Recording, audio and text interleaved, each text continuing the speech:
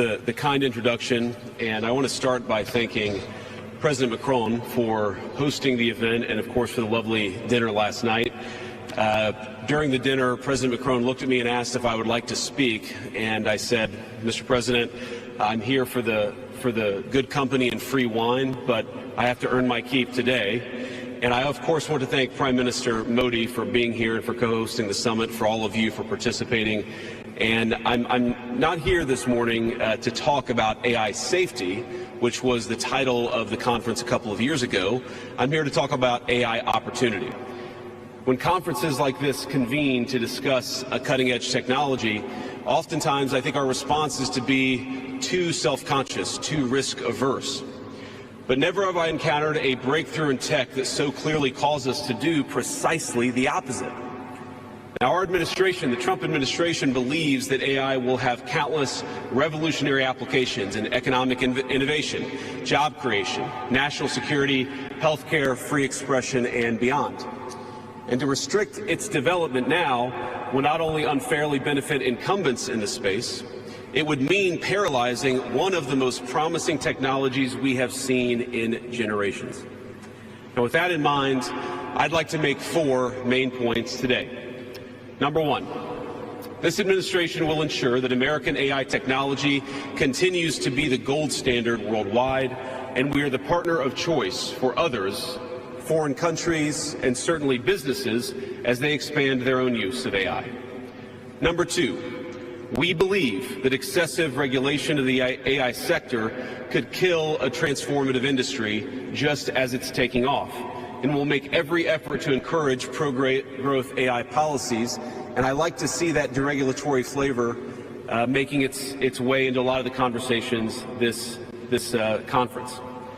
Number 3, we feel very strongly that AI must remain free from ideological bias, and that American AI will not be co-opted into a tool for authoritarian censorship. Yeah. And finally, number 4. They couldn't even keep Facebook free from ideological, ideology bias. Let's just say ideology bias. They couldn't even keep Facebook from ideology bias, and they think they're going to stop AI from being biased with their ideology. It's silly, and it's almost immediately going to be weaponized. Any type of technology that can give you complete power, and this is my criticism of this party, all right, this campaign. This is my criticism, okay? Any type of technology that gives you all power, somebody's going to exploit it. No one man, no one government, no group of men can have that much power without exploiting it, especially over the long term. It's just how it's going to go. We had airplanes in 1912, the Wright brothers, beautiful thing. You could go travel the world and go see things you've never gotten to see before. 30 years later, they was dropping bombs out of the motherfuckers in World War II, chat. Chat, it took 30 years for them to go from, oh, we got this beautiful technology. We could go fly around the world, see people you never seen before, go places you never been before. They started dropping bombs on them. They started dropping bombs on them, chat. It's crazy. So, of course, it's going to be used in defense. Of course, it's going to be used by the military. And the people who are sending $40 million to Guatemalans for sex change surgery, do we trust those people with ultimate control? Sure, buddy. The Trump administration will maintain a pro-worker growth path for AI, so it can be a potent tool for job creation in the United States. And I appreciate Prime Minister Modi's point. AI, I really believe, will facilitate and make people more productive. It is not going to replace human beings. It will never replace human beings. And I think too many of the leaders in the AI industry, when they talk about this fear of replacing workers, I think they really miss the point. AI, we believe, is going to make us more productive, more prosperous, and more free. The United States of America is the leader in AI, and our administration plans to keep it that way. You know who has a lot of AI and who they kind of promoted this to compete against? Can y'all take a guess of another country who has a lot of AI? Goddamn China, chat. China got a lot of goddamn AI. And they taking control. They using the AI to take control, chat. And they saying we competing against China, but why are we competing against China if China wants to go towards a dystopian future? Who wants to go move to China? Nobody wants to live in China. Not that I know of. I know it's 1 billion people there, but I don't know nobody that's trying to move to China. I know a lot of people that want to come to the USA, though. So the places that already have the AI, they're using it for authoritarianism. They're using it to track your bank statements. They're using it to track how you spend your money. You best believe, if the government can find a way to make all money digital and use AI to track your spending, they're going to take advantage of that, chat. China.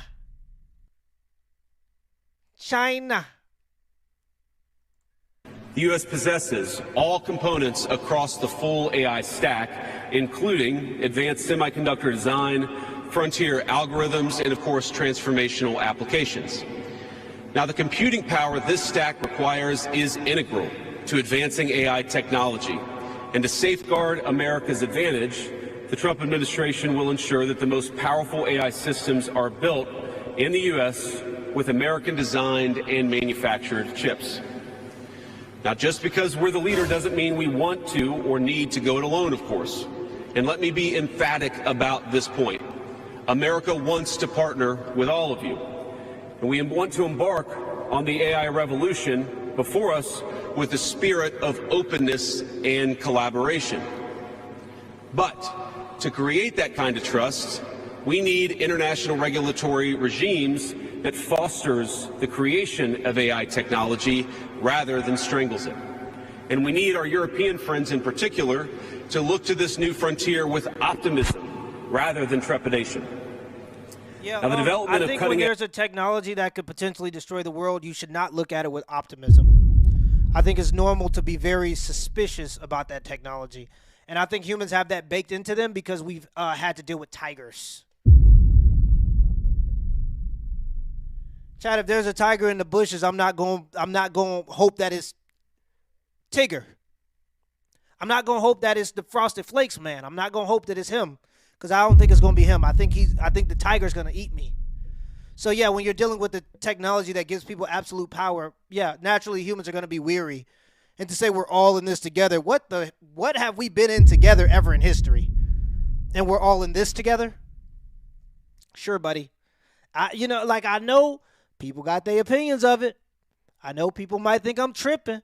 Maybe my conservatism of my social conservatism goes a little too far here.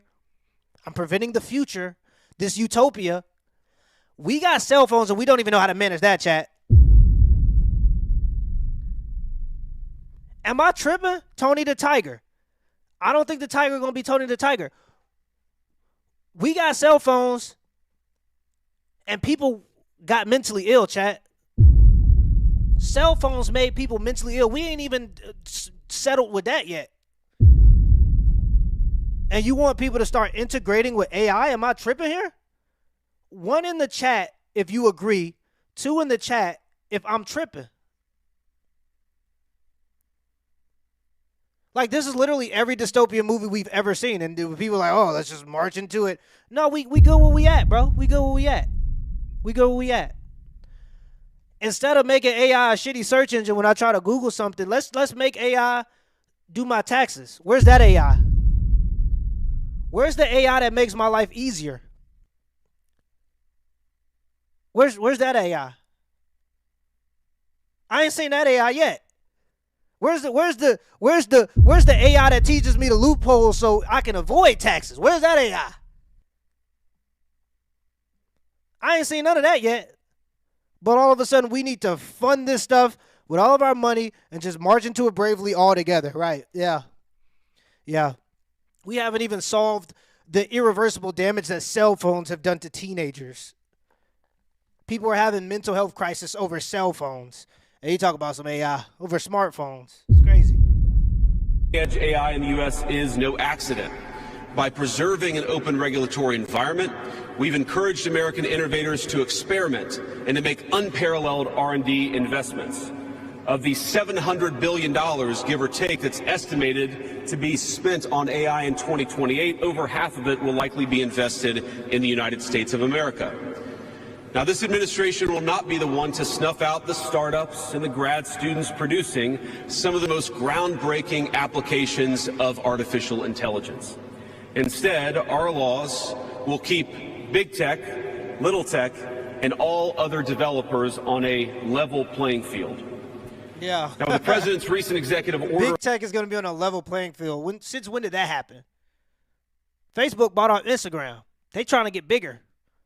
You mean to tell me Mark Zuckerberg going to calm down his ambitions? Because all of a sudden he's for free speech once Trump wins? Come on, bro. This is silly talk. All of these people are trying to get in with the current president of the United States because they know he's pro-AI and he was going to fund this stuff. And they want this stuff to come. These people want this stuff to come. You best believe these people have a dream of the world that they want to exist in. And that's what it is. It's a, in my opinion, dystopian, but they see it as utopian.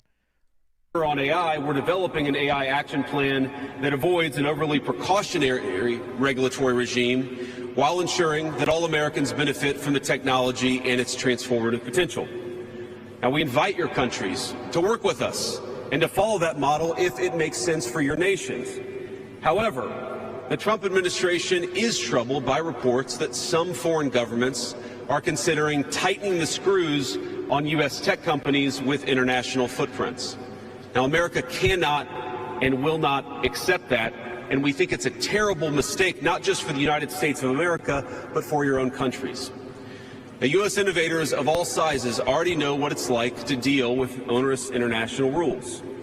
Many of our most productive tech companies are forced to deal with the EU's Digital Services Act and the massive regulations it created about taking down content and policing so-called misinformation. And of course, we want to ensure the internet is a safe place, but it is one thing to prevent a predator from preying on a child on the internet, and it is something quite different to prevent a grown man or woman from accessing an opinion that the government thinks is misinformation. Meanwhile, for smaller firms, navigating the GDPR means paying endless legal compliance costs or otherwise risking massive fines. Now, for some, the easiest way to avoid the dilemma has been to simply block EU users in the first place. Is this really the future that we want? Ladies and gentlemen, I think the answer for all of us should be no. Now, there's no issue where we worry about more than regulation when it comes to energy. And again, I appreciated the comments of so many at the conference because they recognize that we stand now at the frontier of an AI industry that is hungry for reliable power and high-quality semiconductors. Yet too many of our friends are deindustrializing on the one hand and chasing reliable power out of their nations and off their grids with the other. The AI future is not going to be won by hand-wringing about safety. It will be won by building, from reliable power plants to the manufacturing facilities that can produce the chips of the future. Yeah, guys, don't worry about safety. Don't worry about safety at all. They got you, bro. Chat, they got you. Don't worry about safety at all. You'll be safe. It's fine. It's fine. Sure, AI and automation has already taken jobs of the blue-collar workers and already been exploited by companies so they can replace people with AI because they don't want to pay for them to have sick days because robots will work all the time. But be quiet. Dial it down. Dial it down. Yeah, dial it down and go eat fast food, chat. Don't be worried about what the government's doing with ultimate power. Don't worry about that. Just fund it. Just fund it. Use your money that you work for to fund it until they can replace you. Until they can replace you, chat. Fund it. Now, at a personal level, what excites me most about AI is that it is grounded in the real and the physical economy. The success of the sector isn't just a matter of smart people sitting in front of a computer screen and coding. It depends on those who work with their hands. Even as robotics will change our factories. Shout out to a saint named Slick back in the chat. It will certainly make our healthcare providers better at treating diseases, but it will also depend on the data produced by those healthcare providers, by those doctors and nurses. I believe it will help us create and store new modes of power in the future. But right now, AI cannot take off unless the world builds the energy infrastructure to support it.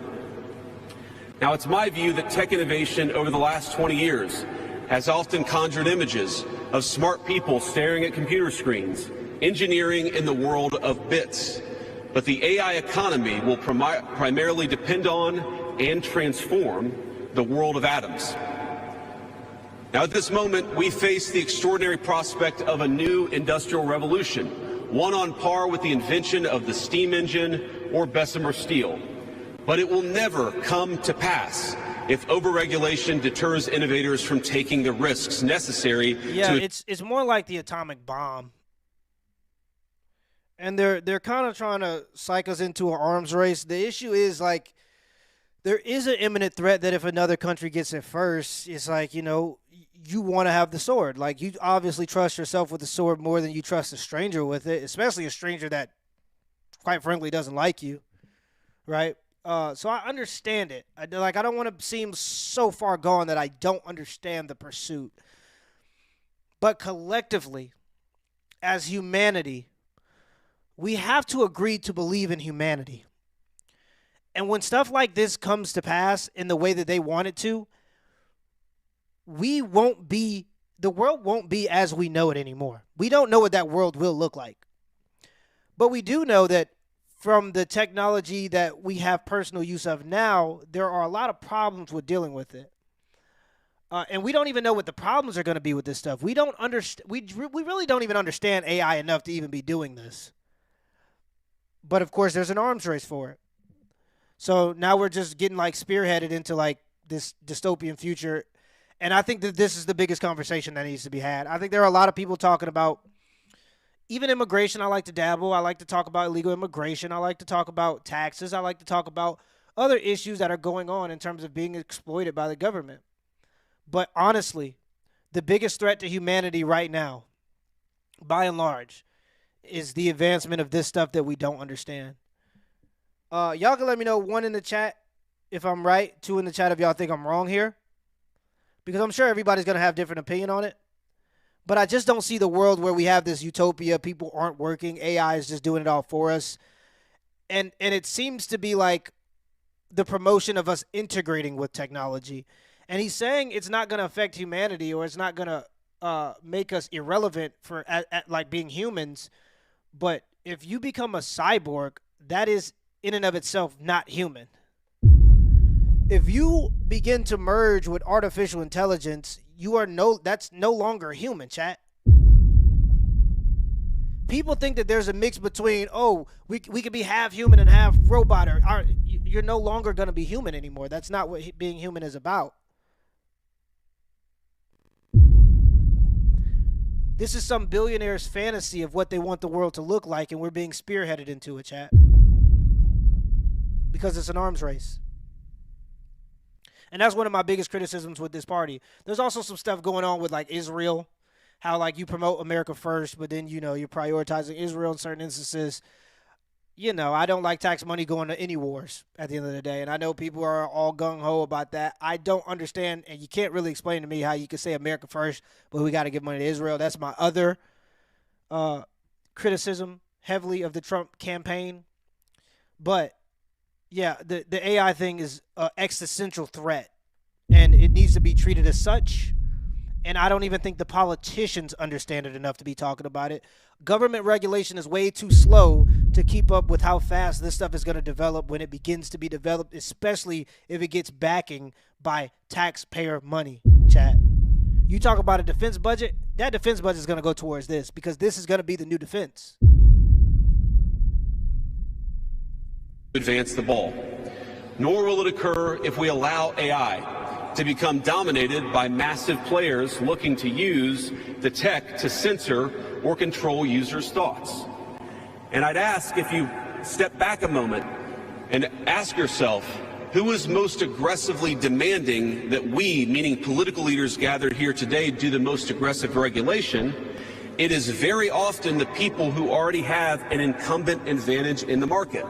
And when a massive incumbent comes to us asking us for safety regulations, we ought to ask whether that safety regulation is for the benefit of our people or whether it's for the benefit of the incumbent. Now, over the last few years, we've watched as governments, businesses, and nonprofit organizations have advanced unpopular and, I believe, downright ahistorical social agendas through AI. In the U.S., we had AI image generators trying to tell us that George Washington was black or that America's doughboys in World War I were in fact women. Now, we laugh at this now, and of course it was ridiculous, but we have to remember the lessons from that ridiculous moment. And what we take from it is that the Trump administration will ensure that AI systems developed in America are free from ideological bias and never restrict our citizens' right to free speech. We can trust our people to think, to consume information, to develop their own ideas, and to debate with one another in the open marketplace of ideas. Now, we've also watched as hostile foreign adversaries have weaponized AI software to rewrite history. Chad, I want y'all to see this. This is some AI creating an image of Will Smith eating, right? Now, I just want y'all to take a quick look at this, right? It's a quick clip. Now, it's not too much. It's just a video of Will Smith eating. This is artificial intelligence in 2023 versus artificial intelligence in 2024. And what you have to keep in mind is this is the worst it gets. This technology doesn't get worse than this. It gets better exponentially, and to the point where we don't decipher real from fake anymore, and to the point where people are getting manipulated. AI, there was Kai Cenat and Phantom. They're two big streamers, very big streamers if you don't know them. One of, quite possibly the biggest streamer in the world, Kai Cenat. He bought a $70,000 robot. And they were pushing the robot around like it's one of those self-balancing robots, one of them big wig robots that kind of balance itself, blah, blah, blah.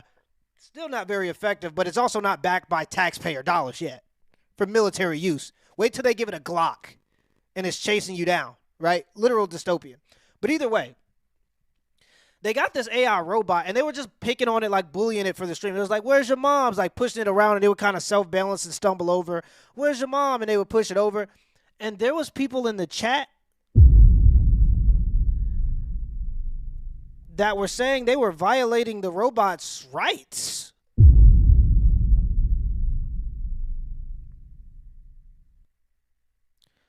They're sympathizing with the robot already. It can't even talk yet. They want to give it rights. They want to give it human rights. So where do you think this goes?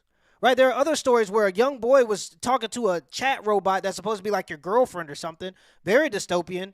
Eventually, the chat robot convinced this boy, who was about 14 or 15 years old, you can look the story up, and he ended his own life. Who's responsible for that?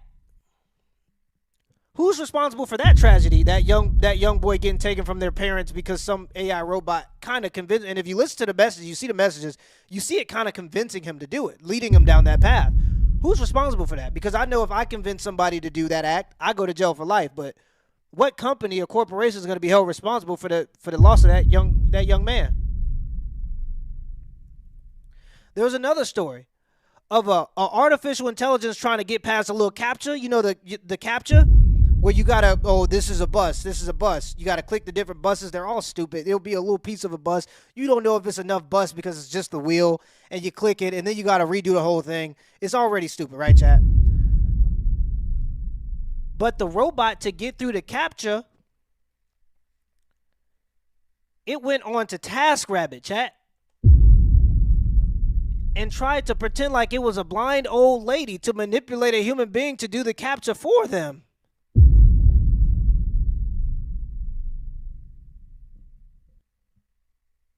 And that's the worst the technology gets. It's already manipulating human behavior. I'm not saying it's doing it mindfully. I'm not saying it has a consciousness, but it's obviously capable to some degree of manipulating human behavior. And I think that that's something that we need to look at. But look at this video of Will Smith eating spaghetti. That's all it is. It's a simple video created by AI. The prompt, Will Smith eating spaghetti. This was in 2003 or 2023. Oh, that's hot. That's hot. This part of my life is called being stupid. The freshest spaghetti and meatballs of Bel Air. Just dumb, right? Now let me fast forward a little bit to 2024, and you just see the improvements in the technology just this fast, 1 year. And see, I mean, we're going to keep going. 2 years, 3 years, 4 years. It only gets better exponentially. Keep quiet. Spaghetti. Oh, wait, is this the troll video? I'm sorry, Chad, this is the troll video. There's another video. Oh, no, this is the video. What the fuck am I doing with my life? Yeah, that is I think it is the video. I'm not sure. I can't even tell right now. This might be the troll video. Well, it's the troll face. I'm assuming it's the troll video. But there's a video of Will Smith eating spaghetti with the AI made. I'm not going to try to pull it up now because I already used too much time. But there's a video of the AI doing the Will Smith thing, and it looks way more real. Like, it's insane how fast the technology is progressing, and people just, they just go, let's just keep going. We'll see. Surveil users and censor speech. This is hardly new, of course. As they do with other tech, some authoritarian regimes have stolen and used AI to strengthen their military, intelligence, and surveillance capabilities, capture foreign data, and create propaganda to undermine other nations' national security. I want to be clear. This administration will block such efforts, full stop. We will safeguard American AI and chip technologies from theft and misuse, work with our allies and partners to strengthen and extend these protections, and close pathways to adversaries attaining AI capabilities that threaten all of our people. And I would also remind our international friends here today that partnering with such regimes, it never pays off in the long term. From CCTV to 5G equipment, we're all familiar with cheap tech in the marketplace that's been heavily subsidized and exported by authoritarian regimes. But as I know, and I think some of us in this room have learned from experience, partnering with them means chaining your nation to an authoritarian master that seeks to infiltrate, dig in, and seize your information infrastructure. Should a deal seem too good to be true, just remember the old adage that we learned in Silicon Valley: if you aren't paying for the product, you are the product. Finally, this administration wants to be very clear about one last point. We will always center American workers in our AI policy. We refuse to view AI as a purely disruptive technology that will inevitably automate away our labor force. We believe, and we will fight for policies that ensure that AI is going to make our workers more productive, and we expect that they will reap the rewards with higher wages, better benefits, and safer and more prosperous communities. From law to medicine, manufacturing, the most immediate applications of AI almost all involve supplementing, not replacing, the work being done by Americans. Now, combined with this administration's worker-first approach to immigration, we believe that a U.S. labor force prepared to use AI to its fullest extent will instead attract the attention of businesses that have offshored some of these roles. To accomplish this, the administration will make sure that America has the best trained workforce in the world. Our schools will teach students how to manage, how to supervise, and how to interact with AI-enabled tools as they become more and more a part of our everyday lives. And as AI creates new jobs and industries, our government, businesses, and labor organizations have an obligation to work together to empower the workers, not just of the United States, but all over the country, all over the world. To that end, for all major AI policy decisions coming from the federal government, the Trump administration will guarantee American workers a seat at the table, and we're very proud of that. Now, I've taken up enough of your time, so I'd like to close with just a quick story. This is a beautiful country, President Macron, and I know that you're proud of it and should be. And yesterday, as I was touring Les Invalides with General Gravette with my 3 kids, he was kind enough to show me the sword that belonged to America's dearest international friend from our own revolution, of course, the Marquis de Lafayette. He let me hold the sword, but of course he made me put on the white gloves beforehand. And it got me thinking of this country, France, and of course of my own country, and of the beautiful civilization that we have built together with weapons like that saber.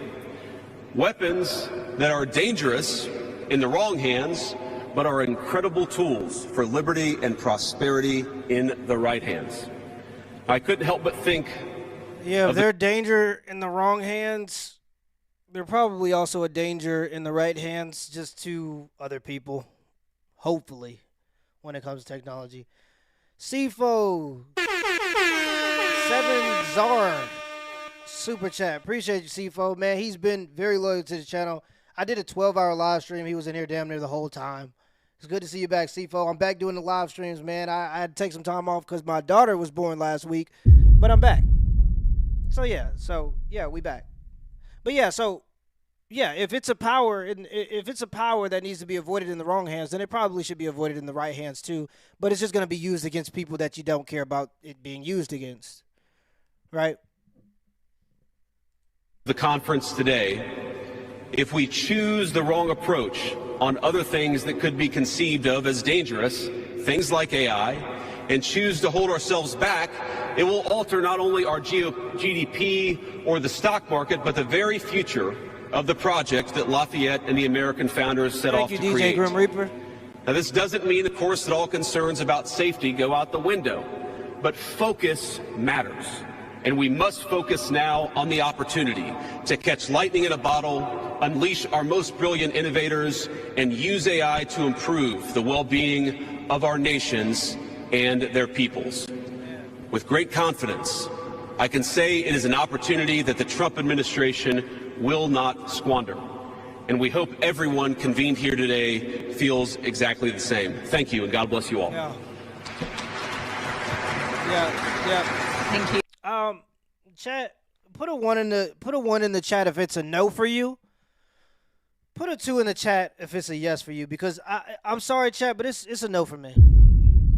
I don't like it. And that's my biggest criticism, especially of Elon Musk. I'll give him his praises where it's due. I think that he's a genius. I think that he will go down in American history for being one of the greatest geniuses of all time. I think he might be, or at least one of the best innovators of all time. Think like Steve Jobs. I think even up there with Albert Einstein, people like that. I know Albert Einstein has a history, and he's been very celebrated throughout history.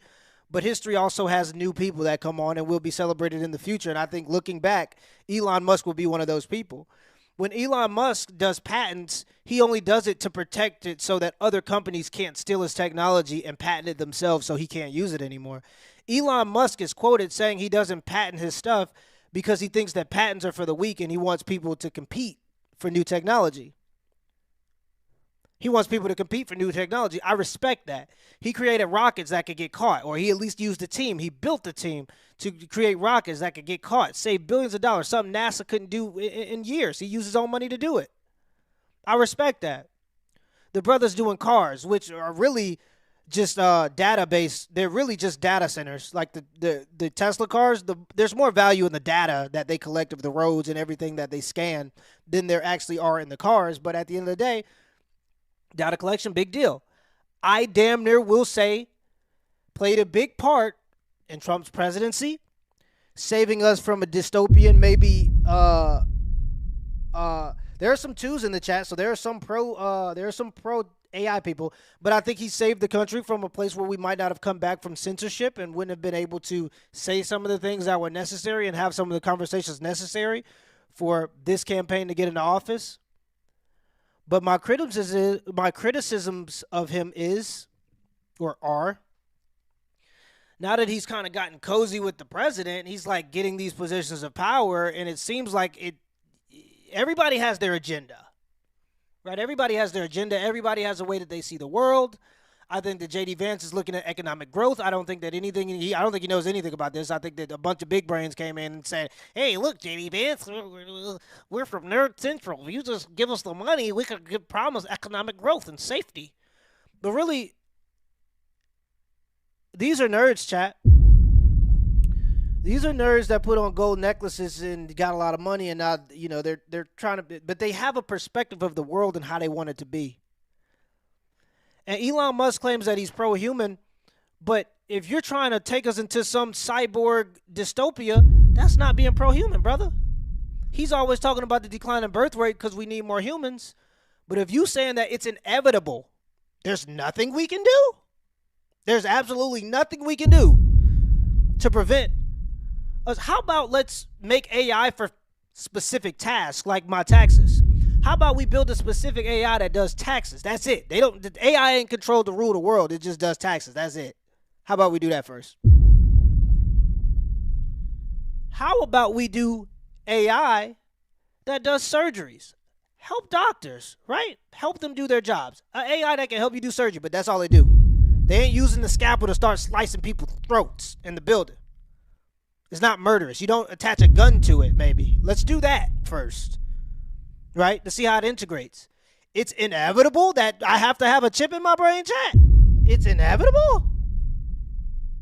That sounds like some dystopian dream that we're being pushed towards by a guy who's very smart, but also has an idea of the world that he wants to manifest. And that's what happens when you have a bunch of money. Same thing happened with Bill Gates running around sub-Saharan Africa just poking people with needles. He has a perspective of the world and how he wants it to be. Same thing with the World Economic Forum. You'll own nothing and you'll be happy. If I don't own anything, who owns it? I don't really like that situation, chat. If I don't own nothing, who owns everything but that's what they're saying. So these people, they get a lot of money and then they have a perspective of the world and they want us to just dive into it and just trust them with ultimate power. And I don't think that anybody can be trusted because even good-willed people want to see the world be a certain way that other people don't agree with. And that duality in the world, although I don't like the Democrats and some of the things they think currently, I could be against the Republicans in the next presidency if they say things that I don't like.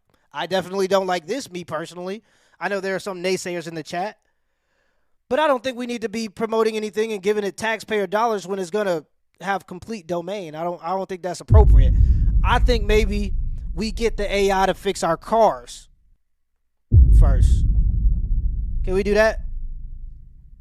Can we get the AI that can come and fix my car? I want the robot to pull up to my house, chat, and fix my engine for the free or for a very low wage. Can we get that? We have to put it in our brains?